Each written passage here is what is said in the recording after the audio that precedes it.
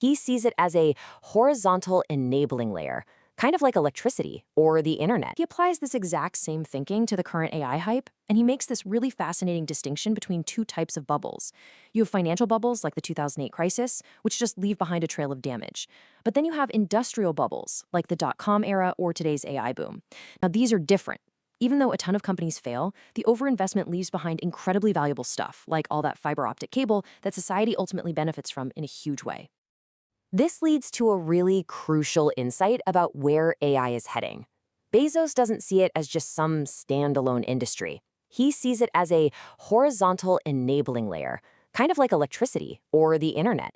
The point is, it won't just create a few new AI companies. It's going to be woven into the fabric of every single industry, fundamentally reinventing how they all operate.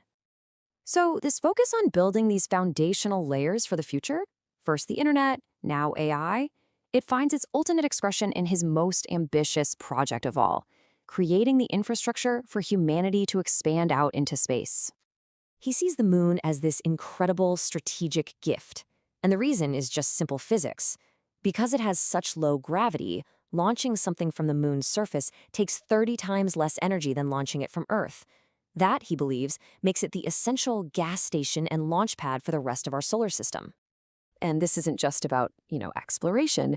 He actually predicts that within the next 10 to 20 years, it's going to become more cost-effective to build gigantic data centers and manufacturing plants in space where they can be powered 24/7 by the sun, with no clouds or weather getting in the way. And listen, this isn't some distant sci-fi fantasy to him. He genuinely predicts that we will see millions of people living and working in space within our lifetimes.